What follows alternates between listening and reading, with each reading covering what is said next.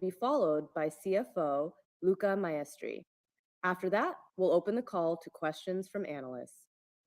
Please note that some of the information you'll hear during our discussion today will consist of forward-looking statements, including, without limitation, those regarding revenue, gross margin, operating expenses, other income and expense, taxes, capital allocation, and future business outlook, including the potential impact of macroeconomic conditions on the company's business and results of operations.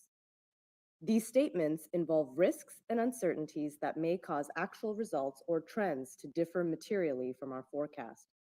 For more information, please refer to the risk factors discussed in Apple's most recently filed annual report on Form 10-K and the Form 8-K filed with the SEC today, along with the associated press release. Apple assumes no obligation to update any forward-looking statements, which speak only as of the date they are made. I'd now like to turn the call over to Tim for introductory remarks. Thank you, Suhasini. Good afternoon, everyone, and thanks for joining the call. Today, Apple is reporting revenue of $90.8 billion and an EPS record of $1.53 for the March quarter. We set revenue records in more than a dozen countries and regions. These include, among others, March quarter records in Latin America and the Middle East, as well as Canada, India, Spain, and Turkey. We also achieved an all-time revenue record in Indonesia, one of the many markets where we continue to see so much potential. In services, we set an all-time revenue record, up 14% over the past year. Keep in mind, as we described on the last call, in the March quarter a year ago, we were able to replenish iPhone channel inventory and fulfill significant pent-up demand from the December quarter COVID-related supply disruptions on the iPhone 14 Pro and 14 Pro Max. We estimate this one-time impact added close to $5 billion to the March quarter revenue last year. If we remove this from last year's results, our March quarter total company revenue this year would have grown. Despite this impact, we were still able to deliver the records I described. Of course, this past quarter, we were thrilled to launch Apple Vision Pro, and it has been so wonderful to hear from people who now get to experience the magic of spatial computing. They describe the impossible becoming possible right before their eyes, and they share their amazement and their emotions about what they can do now, whether it's reliving their most treasured memories or having a movie theater experience right in their living room. It's also great to see the enthusiasm from the enterprise market. For example, more than half of the Fortune 100 companies have already bought Apple Vision Pro units and are exploring innovative ways to use it to do things that weren't possible before. And this is just the beginning. Looking ahead, we're getting ready for an exciting product announcement next week that we think our customers will love. And next month, we have our Worldwide Developers Conference, which has generated enormous enthusiasm from our developers. We can't wait to reveal what we have in store. We continue to feel very bullish about our opportunity in generative AI.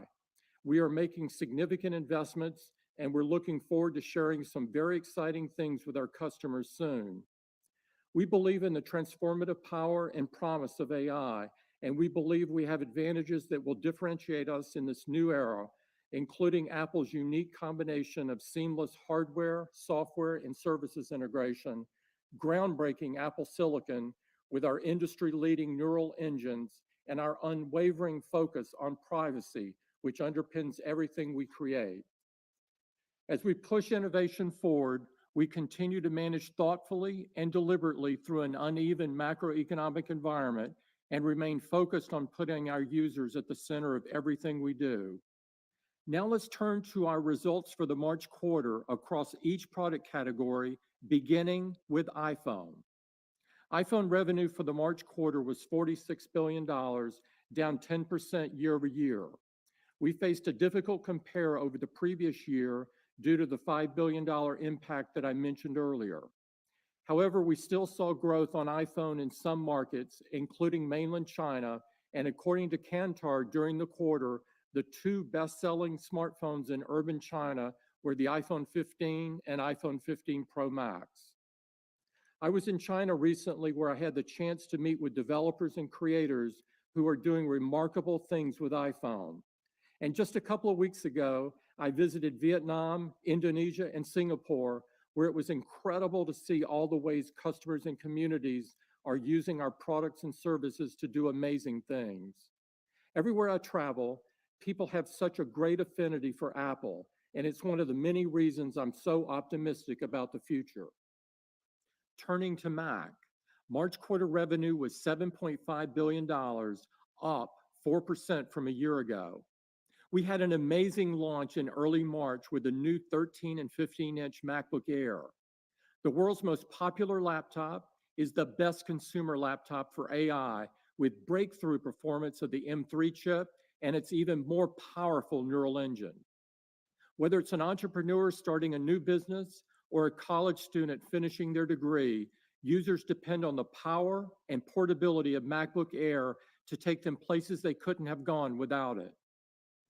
In iPad, revenue for the March quarter was $5.6 billion, 17% lower year over year due to a difficult compare with the momentum following the launch of M2 iPad Pro and the 10th generation iPad last fiscal year. iPad continues to stand apart for its versatility, power, and performance. For video editors, music makers, and creatives of all kinds, iPad is empowering users to do more than they ever could with a tablet. Across wearables, home, and accessories, March quarter revenue was $7.9 billion, down 10% from a year ago due to a difficult launch compare on Watch and AirPods. Apple Watch is helping runners go the extra mile on their wellness journeys, keeping hikers on course with the latest navigation capabilities in watchOS 10, and enabling users of all fitness levels to live a healthier day. Across our watch lineup, we're harnessing AI and machine learning to power life-saving features like irregular rhythm notifications and fall detection. I often hear about how much these features mean to users and their loved ones, and I'm thankful that so many people are able to get help in their time of greatest need. As I shared earlier, we set an all-time revenue record in services with $23.9 billion, up 14% year over year. We also achieved all-time revenue records across several categories and geographic segments. Audiences are tuning in on screens large, small, and spatial, and are enjoying Apple TV Plus originals like Palm Royale and Sugar.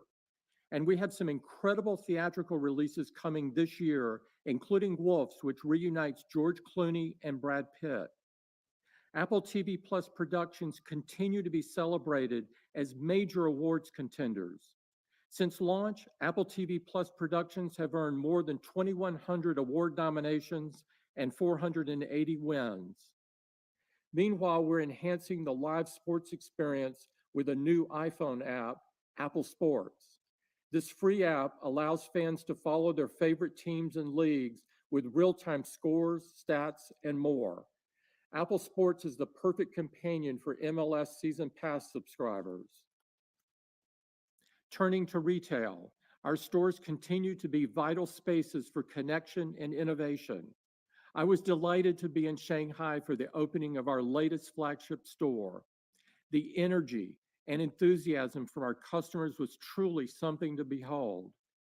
And across the United States, our incredible retail teams have been sharing Vision Pro demos with customers, delighting them with the profound and emotional experience of using it for the very first time.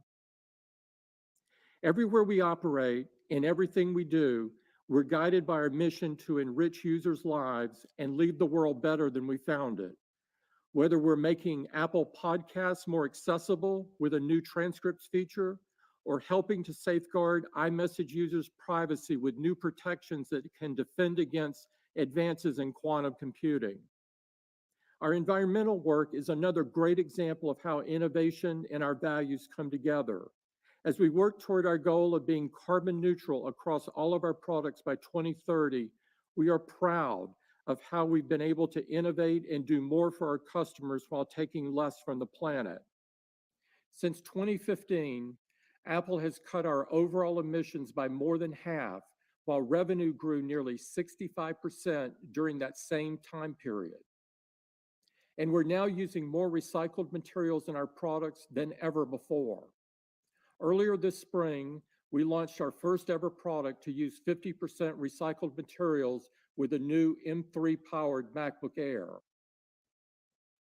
We're also investing in new solar and wind power in the US and Europe, both to power our growing operations and our users' devices. And we're working with partners in India and the US to replenish 100% of the water we use in places that need it most, with the goal of delivering billions of gallons of water benefits over the next 2 decades. Through our Restore Fund, Apple has committed $200 million to nature-based carbon removal projects. And last month, we welcomed 2 supplier partners as new investors who will together invest up to an additional $80 million in the fund. Whether we're enriching lives of users across the globe or doing our part to be a force for good in the world, we do everything with a deep sense of purpose at Apple. And I'm proud of the impact we've already made at the halfway point in a year of unprecedented innovation. I couldn't be more excited for the future we have ahead of us, driven by the imagination and innovation of our teams and the enduring importance of our products and services in people's lives. With that, I'll turn it over to Luca. Thank you, Tim, and good afternoon, everyone. Revenue for the March quarter was $90.8 billion, down 4% from last year. Foreign exchange had a negative year-over-year impact of 140 basis points on our results. Products revenue was $66.9 billion, down 10% year-over-year, due to the challenging compare on iPhone that Tim described earlier, which was partially offset by strength from Mac. And thanks to our unparalleled customer satisfaction and loyalty and a high number of customers who are new to our products, our installed base of active devices reached an all-time high across all products and all geographic segments. Services revenue set an all-time record of $23.9 billion, up 14% year-over-year, with record performance in both developed and emerging markets. Company gross margin was 46.6%, up 70 basis points sequentially, driven by cost savings and favorable mix to services, partially offset by leverage. Products gross margin was 36.6%, down 280 basis points sequentially, primarily driven by seasonal loss of leverage and mix, partially offset by favorable costs. Services gross margin was 74.6%, up 180 basis points from last quarter due to a more favorable mix. Operating expenses of $14.4 billion were at the midpoint of the guidance range we provided and up 5% year-over-year. Net income was $23.6 billion, diluted EPS was $1.53 and a March quarter record, and operating cash flow was strong at $22.7 billion. Let me now provide more detail for each of our revenue categories. iPhone revenue was $46 billion, down 10% year-over-year, due to the almost $5 billion impact from a year ago that Tim described earlier. Adjusting for this one-time impact, iPhone revenue would be roughly flat to last year. Our iPhone active installed base grew to a new all-time high in total and in every geographic segment. And during the March quarter, we saw many iPhone models as the top-selling smartphones around the world. In fact, according to a survey from Kantar, an iPhone was the top-selling model in the US, urban China, Australia, the UK, France, Germany, and Japan. And the iPhone 15 family continues to be very popular with customers. 451 Research recently measured customer satisfaction at 99% in the US. Mac revenue was $7.5 billion, up 4% year-over-year, driven by the strength of our new MacBook Air, powered by the M3 chip. Customers are loving the incredible AI performance of the latest MacBook Air and MacBook Pro models.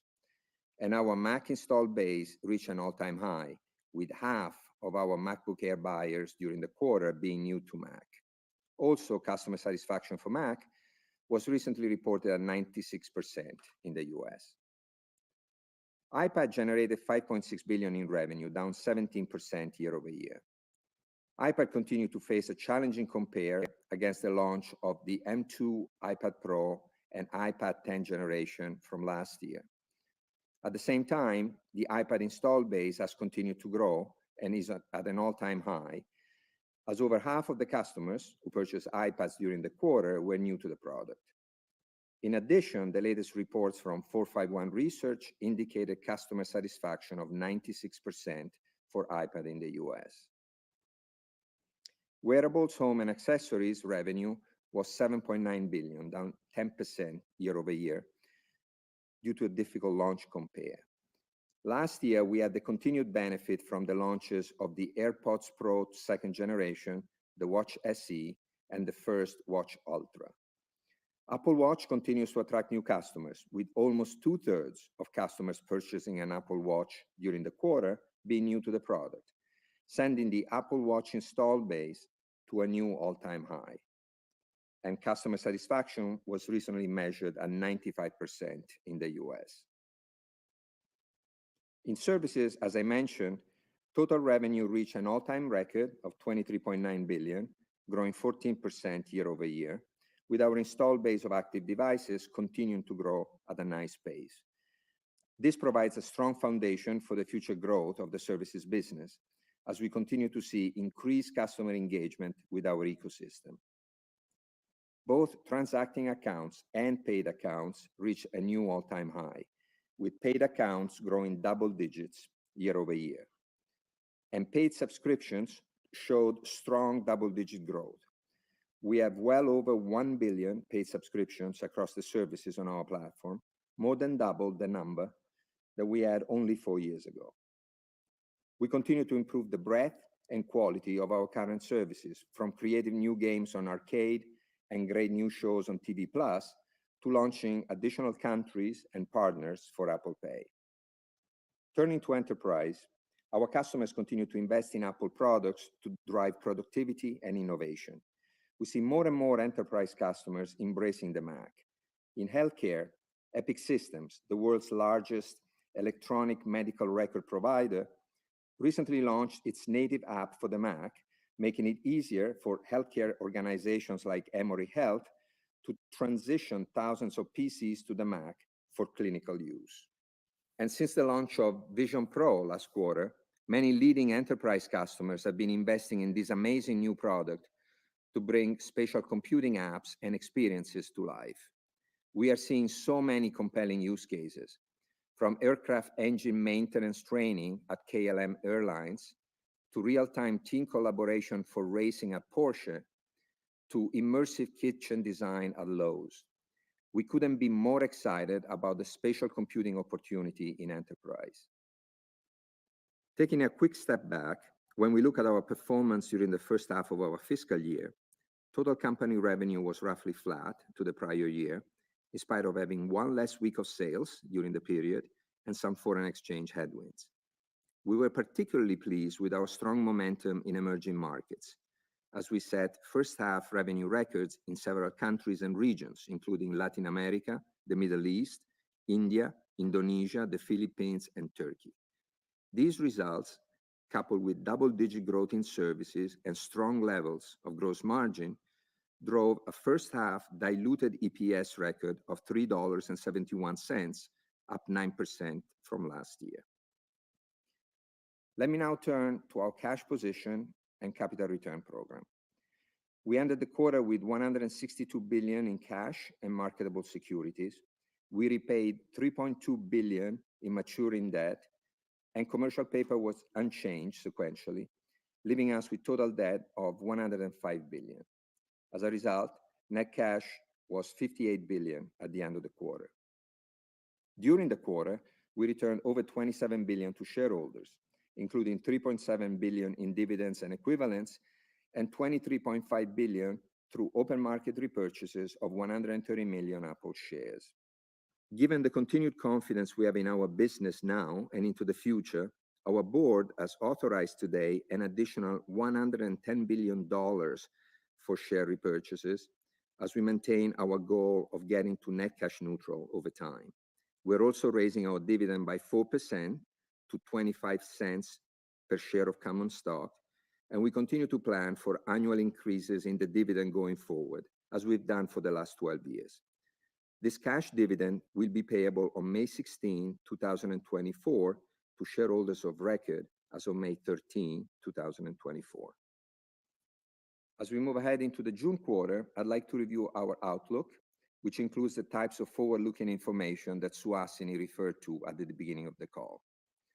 The color we are providing today assumes that the macroeconomic outlook doesn't worsen from what we are projecting today for the current quarter. We expect our June quarter total company revenue to grow low single digits year over year, in spite of a foreign exchange headwind of about 2.5 percentage points.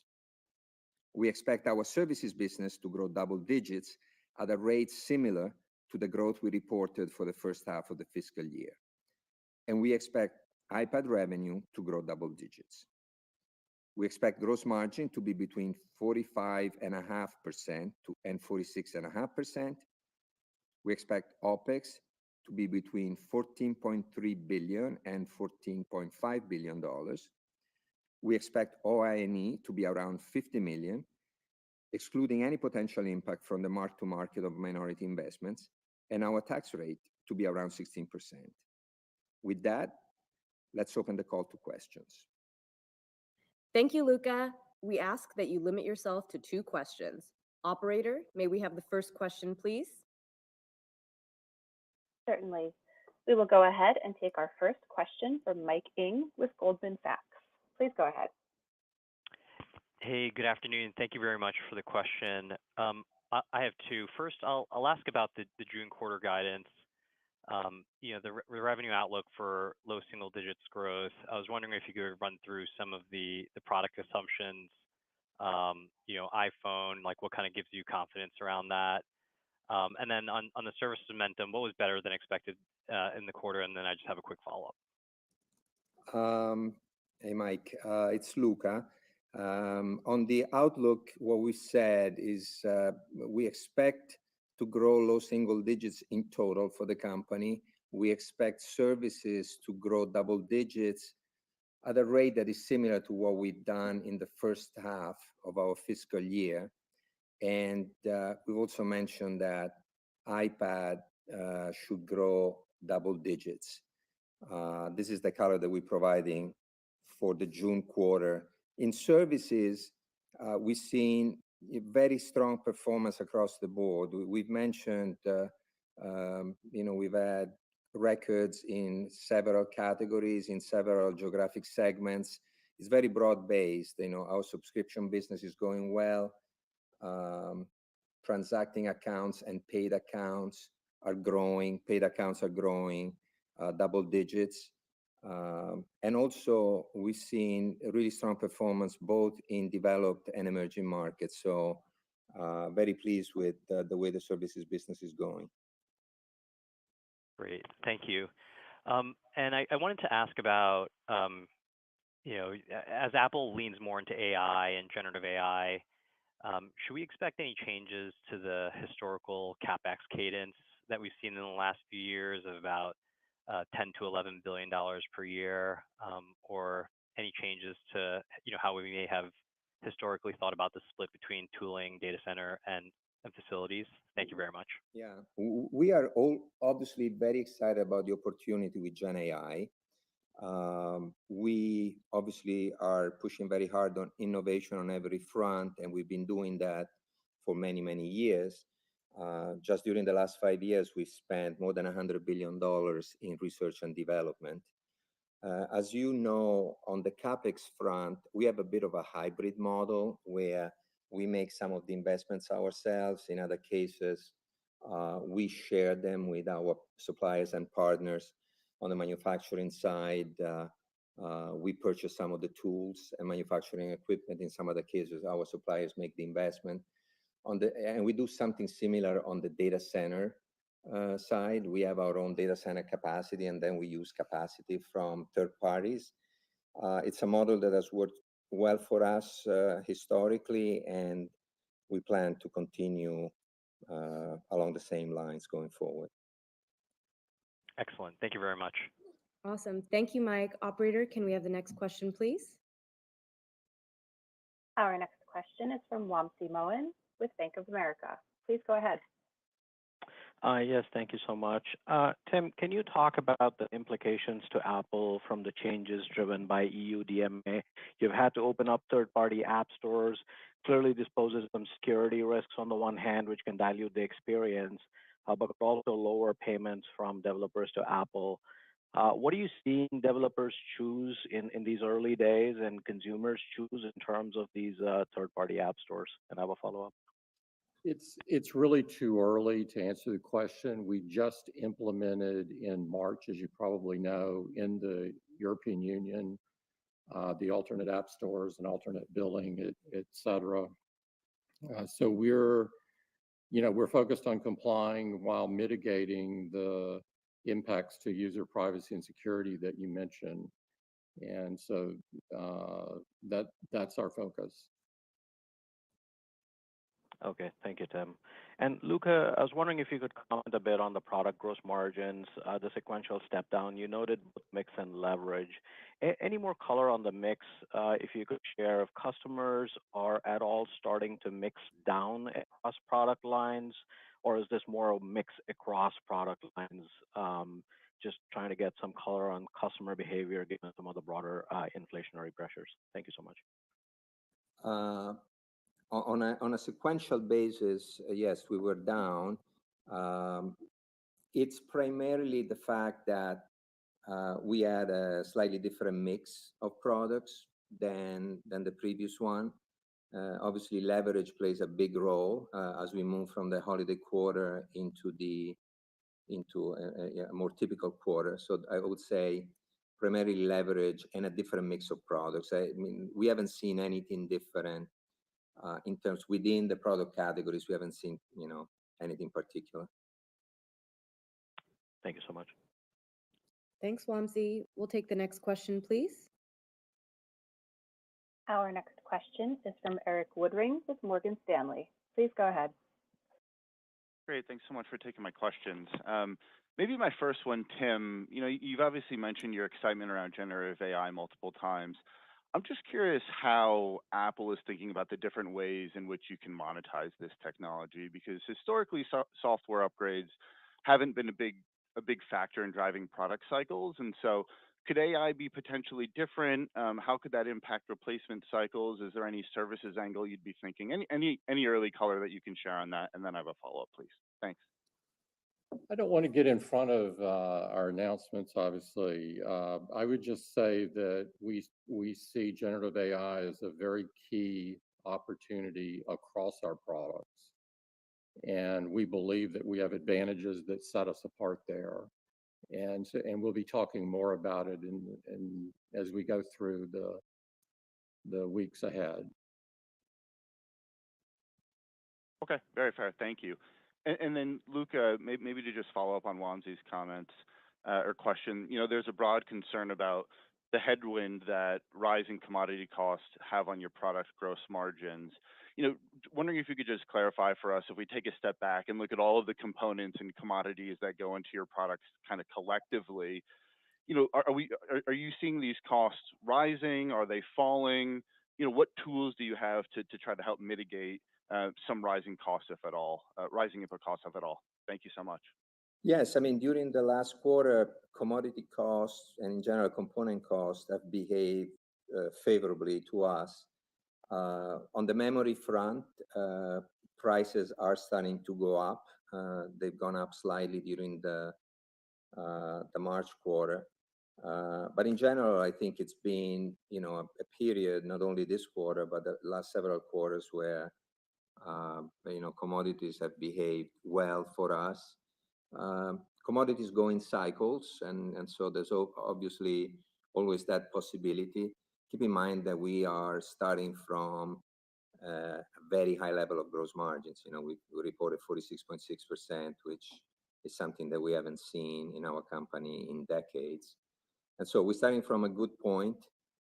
As you know, we try to buy ahead when the cycles are favorable to us, and so we will try to mitigate if there are headwinds. But in general, we feel, particularly for this cycle, we are in good shape. Thank you so much. Great. Thank you, Eric. Operator, we'll take the next question, please. Our next question is from Ben Reitzes with Melius. Please go ahead. Hey, thanks for the question. And hey, Tim, I was wondering if I could ask the China question again. Is there any more color from your visit there that gives you confidence that you've reached a bottom there and that it's turning? I know you've continued to be confident there in the long term. Just wondering if there was any color as to when you think that the tide turns there. Thanks a lot, and I have a follow-up. Ben, if you look at our results in Q2 for Greater China, we were down 8. That's an acceleration from the previous quarter in Q1. And the primary driver of the acceleration was iPhone. And if you then look at iPhone within mainland China, we grew on a reported basis. That's before any kind of normalization for the supply disruption that we mentioned earlier. And if you look at the top-selling smartphones, the top 2 in urban China are iPhones. And while I was there, it was a great visit. And we opened a new store in Shanghai, and the reception was very warm and highly energetic. And so I left there having a fantastic trip and enjoyed being there. And so I maintain a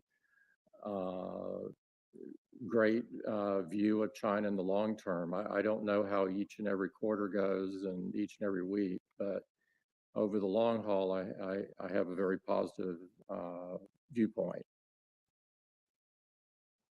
Okay, hey, thanks, Tim. And then my follow-up, I want to ask this carefully though.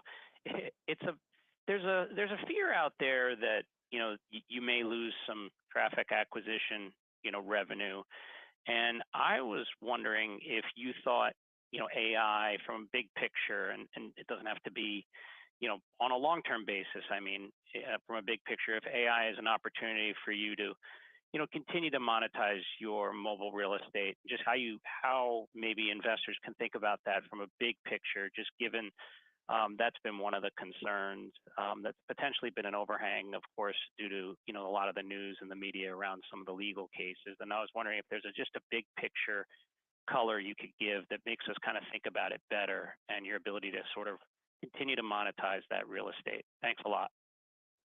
I think AI, generative AI and AI, both are big opportunities for us across our products. And we'll talk more about it in the coming weeks, but I think there are numerous ways there that are great for us, and we think that we're well positioned.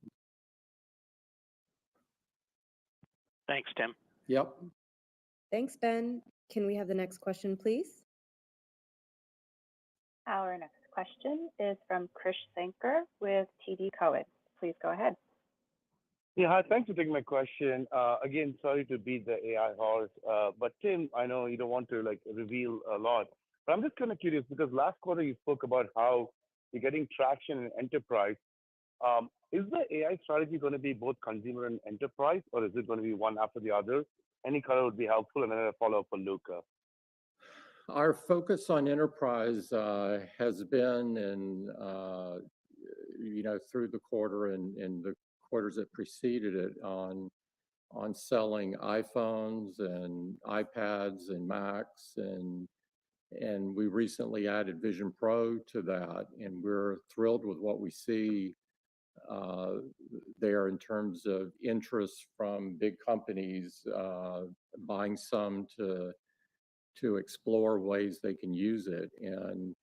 And so I see enormous opportunity in the enterprise. I wouldn't want to cabin that to AI only. I think there's a great opportunity for us around the world in enterprise. Got it. Very helpful. And then for Luca, I'm kind of curious on, given the macro environment, on the hardware side, are you seeing a bias towards like standard iPhone versus the Pro model? The reason I'm asking the question is that there's a weaker consumer spending environment, yet your services business is still growing and has amazing growth margins. So I'm just trying to like square the circle over there. Thank you. I'm not sure I fully understand the question, but in general, what we are seeing on the product side, we continue to see a lot of interest at the top of the range of our products. And I think it's a combination of consumers wanting to purchase the best product that we offer in the different categories and our ability to make those purchases more affordable over time. We've introduced several financing solutions, from installment plans to trade-in programs, that reduce the affordability threshold, and therefore customers want to buy at the top of the range. That is very valuable for us in developed markets, but particularly in emerging markets where the affordability issues are more pronounced. But in general, over the last several years, and that is also reflected in our gross margins, over the last several years, we've seen this trend, which we think is pretty sustainable. Got it. Thank you very much, Luca. Thanks, Tim. Thank you, Krish. Operator, we'll have the next question, please. Our next question is from Amit Daryanani with Evercore. Please go ahead. Thanks for taking my question up too as well. I guess first off on capital allocation, you folks have about $58 billion of net cash right now. As you think about eventually getting to this net cash neutral target, do you think at some point Apple would be open to taking on leverage on the balance sheet and continuing the buyback program? Or is it more like once you get to this neutral position, it's going to be about returning free cash flow back to shareholders? I'm just wondering, how do you think about leverage on your balance sheet over time, and what sort of leverage do you think you'd be comfortable taking on? Yeah, it's Luca. I would say one step at a time. We have put out this target of getting to net cash neutral several years ago, and we're working very hard to get there. Our free cash flow generation has been very strong over the years, particularly the last few years. And so, as you've seen this year, we've increased the amount that we're allocating to the buyback. For the last couple of years, we were doing 90 billion. Now we're doing 110 billion. So let's get there first. It's going to take a while still. And then when we are there, we're going to reassess and see what is the optimal capital structure for the company at that point in time. Obviously, there's going to be a number of considerations that we will need to look at when we get there. Fair enough. I figure it's worth trying anyway. If I go back to this China discussion a bit, and Tim, I think your comments around growth in iPhones and mainland China is really notable. Could you step back? I mean, these numbers are still declining, at least Greater China on a year-over-year basis in aggregate. Maybe just talk about what are you seeing from a macro basis in China, and then at least the annual decline or year-over-year decline that we're seeing. Do you think it's more macro-driven or more competitive-driven over there? That would be helpful. Yeah, I can only tell you what we're seeing, and so I don't want to present myself as a economist. So I'll steer clear of that. From what we saw was an acceleration from Q1, and it was driven by iPhone. And iPhone in mainland China, before we adjust for this 5 billion impact that we talked about earlier, did grow. That means the other products didn't fare as well, and so we clearly have work there to do. I think it has been and is through last quarter the most competitive market in the world, and so I wouldn't say anything other than that. I've said that before, and I believe that it was last quarter as well. And but if you step back from the 90-day cycle, what I see is a lot of people moving into the middle class. We try to serve customers very well there, and have a lot of happy customers, and you can kind of see that in the latest store opening over there. And so I continue to feel very optimistic. Great, thank you. Thanks, Amit. Operator, we'll take the next question, please. Our next question is from David Vogt with UBS. Please go ahead. Great. Thanks, guys, for taking my question. I'm going to roll the two together so you guys have them both. So, Luca, obviously I'm trying to parse through the outlook for the June quarter. And just based on the quick math, it looks like, all things being equal, given what you said, the iPhone business is going to be down mid-single digits again in the June quarter. And if that's the case, and maybe this is for Tim, obviously, how are you thinking about the competitive landscape in the context of what you just said, maybe outside of China?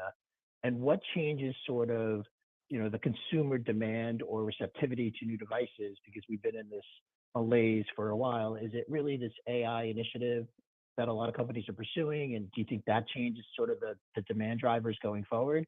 Or is it just really more of a timing issue in terms of the replacement cycle is a little bit long in the tooth, and we see a bit of an upgrade cycle at some point, maybe later this year into next year? Thanks. I do see a key opportunity, as I'd mentioned before, with generative AI, with all of our devices, or the vast majority of our devices. And so I think that if you look out, that's not within the next quarter or so, and we don't guide at the product level, but I'm extremely optimistic. And so that's kind of how I view it. In terms of I'll let Luca comment on the outlook portion of it. I think if you step back on iPhone, though, and you make this adjustment from the previous year, our Q2 results would be flattish on iPhone. And so that's how we performed in Q2. Yeah, David, on the outlook, I'll only repeat what we said before, and this is the color that we're providing for the quarter. We do expect to grow in total, low single digits. We do expect services to grow double digits, and we expect iPad to grow double digits. For the rest, I'll let you make assumptions, and then we will report 3 months from now. Great. Thanks, guys. I'll get back on the queue. Thanks, David. Operator, we'll take the next question, please. Our next question is from Samik Chatterjee with JP Morgan. Please go ahead. Hi, thanks for taking my question. And I have a couple as well. Maybe for the first one, your services growth accelerated from 11% growth to 14%. If you can sort of dig into the drivers of where or which parts of services did you really see that acceleration, and why it isn't a bit more sustainable as we think about the next quarter, because I believe you're guiding more to sort of averaging out the first half of the year for the next quarter. So just curious, what were the drivers and why not have it a bit more sustainably sort of improve as we go through the remainder of the year? I have a quick follow-up. Thank you. So a number of things on services. First of all, the overall performance was very strong. As I said earlier, all-time records in both developed and emerging markets. So we see our services do well across the world. Records in many of our services categories. There are some categories that are growing very fast also because they are relatively smaller in the scheme of our services business, like cloud, video, payment services. Those all set all-time revenue records. So we feel very good about the progress that we're making in services. As we go forward, I'll just point out that if you look at our growth rates a year ago, they improved during the course of the fiscal year last year. So the comps for the services business become a bit more challenging as we go through the year. But in general, as I mentioned, we still expect to grow double digits in the June quarter at a rate that is very similar to what we've done in the first half. Got it. Got it. And for my follow-up, if I can ask you more specifically about the India market, obviously you continue to make new records in terms of revenue in that market. How much of the momentum you're seeing would you associate with your sort of retail strategy in that market, retail expansion relative to maybe some of the supply change or the sort of manufacturing changes or strategy you've undergone or taken in that market itself? Any thoughts around that would be helpful. Sure. We did grow strong double digit. And so we were very, very pleased with that. It was a new March quarter revenue record for us. As you know, I've said before, I see it as a incredibly exciting market, and it's a major focus for us. In terms of the operational side or supply chain side, we are producing there. From a pragmatic point of view, you need to produce there to be competitive.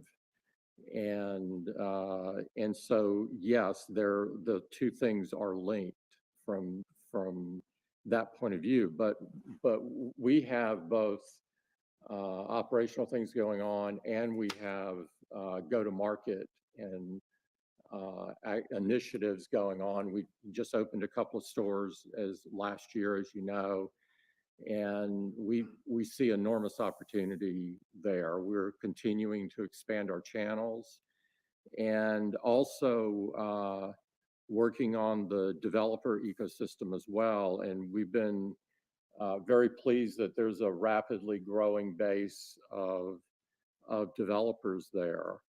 And so we're working all of the entire ecosystem from developer to the market to operations, the whole thing.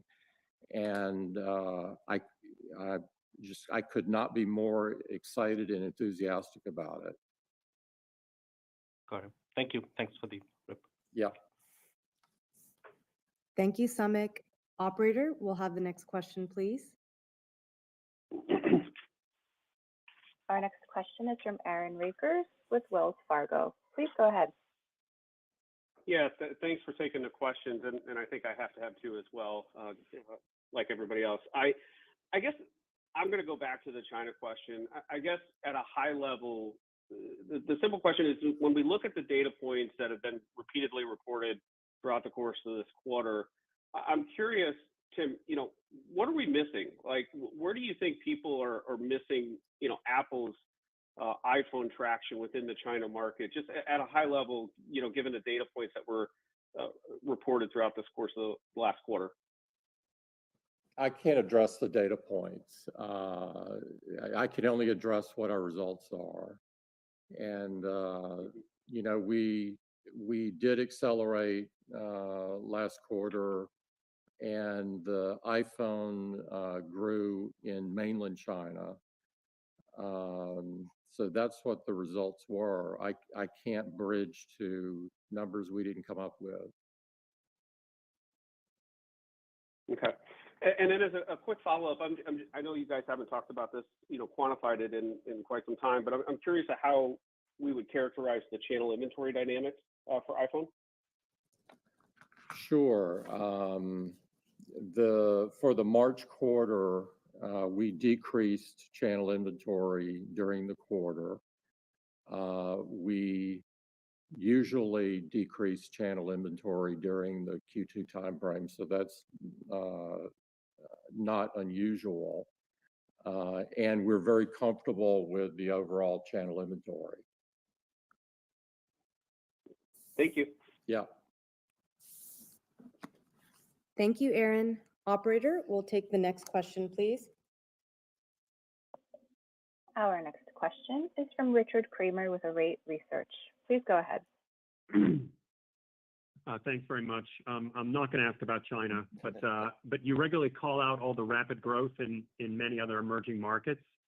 So is Apple approaching a point where all those other emerging markets in aggregate might cross over to become larger than your current 70 billion Greater China segments? And maybe investors could look at that for driving growth for the wider business. And then I have a follow-up for Luca. Thanks. I think, Richard, you're asking a really interesting question. We were looking at something similar recently. Obviously, China is by far the largest emerging market that we have. But when we start looking at places like India, like Saudi, like Mexico, Turkey, of course, Brazil and Mexico, and Indonesia, the numbers are getting large, and we're very happy because these are markets where our market share is low, the populations are large and growing, and our products are really making a lot of progress with in those markets. The level of excitement for the brand is very high. Tim was in Southeast Asia recently, and the level of excitement is incredibly high. So it is very good for us, and certainly the numbers are getting larger all the time, and so the gap, as you compare it to the numbers in China, is reducing, and hopefully that trajectory continues for a long time. Okay, and then as a follow-up, maybe for either of you, I mean, you're coming up on 4 years from what was an incredibly popular iPhone 12 cycle, and given you're struggling to reach your net neutral cash position, and your margins are at sort of near highs, do you see ways to deploy capital more to spur replacement demand in your installed base, either with greater device financing, more investment in marketing, more promotions? I mean, do you feel like you need to produce those sort of margins, or is it more important to spur growth with replacement? Thanks. I think innovation spurs the upgrade cycle, and as one thing, of course, there's economic factors as well that play in there, and what kind of offerings there are from our carrier partners and so forth. And so there's a number of variables in there. But we work all of those, and we price our products for the value that we're delivering, and so that's how we look at it. And if I can add to Tim's comments, Richard, one of the things that when you look over the long arc of time that maybe is not fully understood is that we've gone through a long period of very strong dollar.